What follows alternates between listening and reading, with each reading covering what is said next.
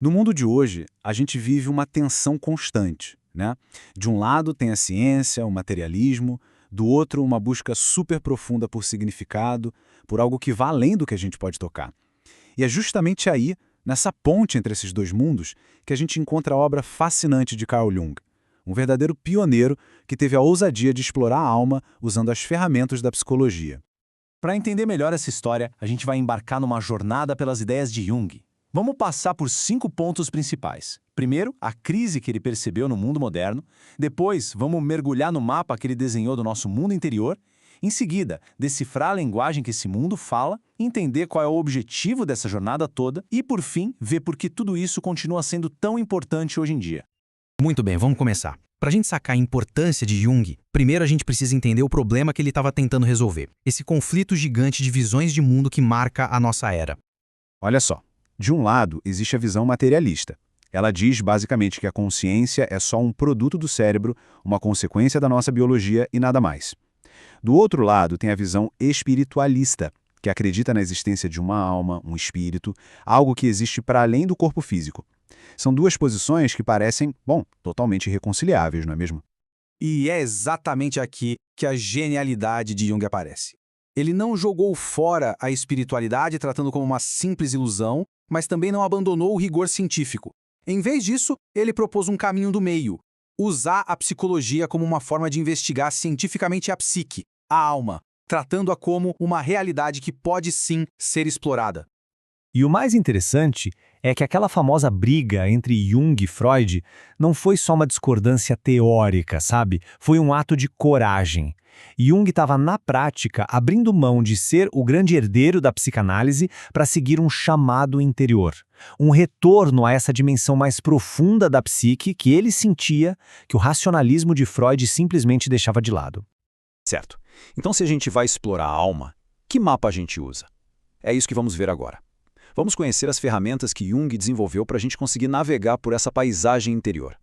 A base de todo o mapa de Jung é a ideia do inconsciente coletivo. Ele defendia que por baixo do nosso inconsciente pessoal, onde ficam nossas memórias reprimidas e tal, existe uma camada muito mais profunda. Um legado psíquico que todos nós, como seres humanos, compartilhamos. É daí que vêm os mitos, os contos de fadas, nossos instintos mais básicos.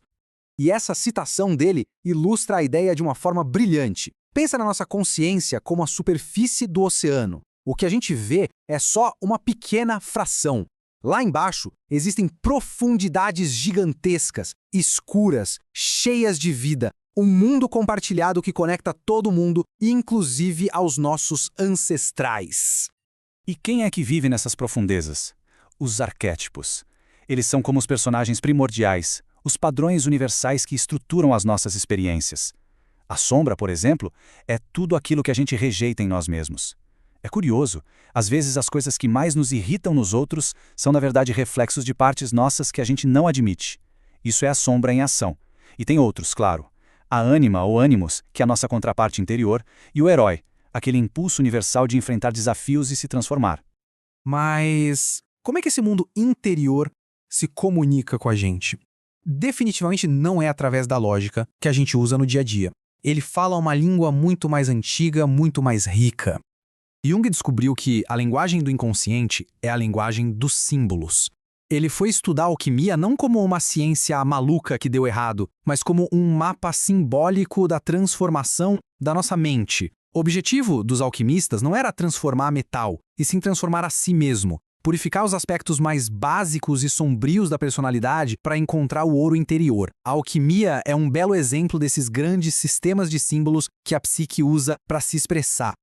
Outro exemplo fantástico dessa linguagem simbólica é a mandala. Esse símbolo, que a gente encontra em um monte de culturas, é a representação visual perfeita do objetivo da psique. É um círculo que consegue conter e unificar os opostos. Luz e escuridão, masculino e feminino, caos e ordem, tudo num todo harmônico. Não é só um desenho bonito, é uma ferramenta ativa nesse processo. Um símbolo do self, o centro unificado da personalidade. E isso nos leva, finalmente, ao grande objetivo de todo o trabalho de Jung.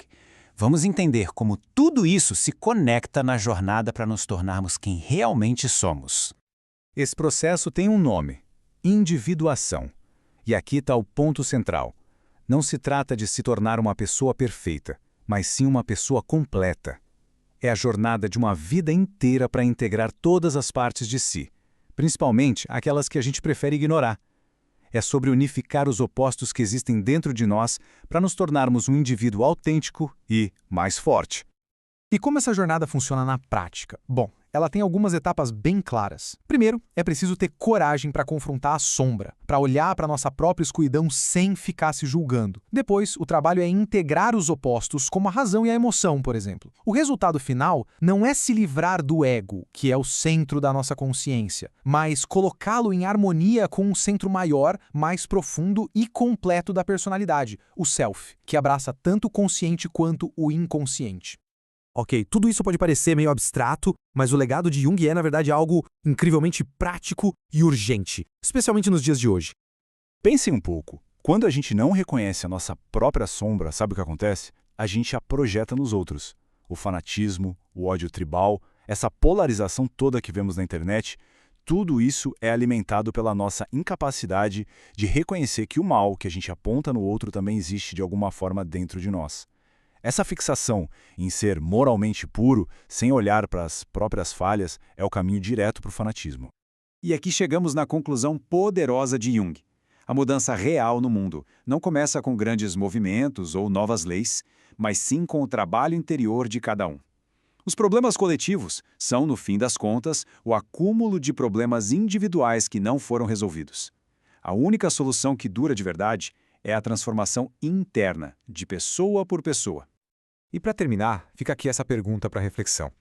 Numa cultura que é obcecada por explorar o mundo lá fora, pelas conquistas materiais, pela expansão, a obra de Jung nos lembra que, talvez, a aventura mais importante, a fronteira final, não esteja nas estrelas, mas aqui dentro, nas profundezas da nossa própria psique.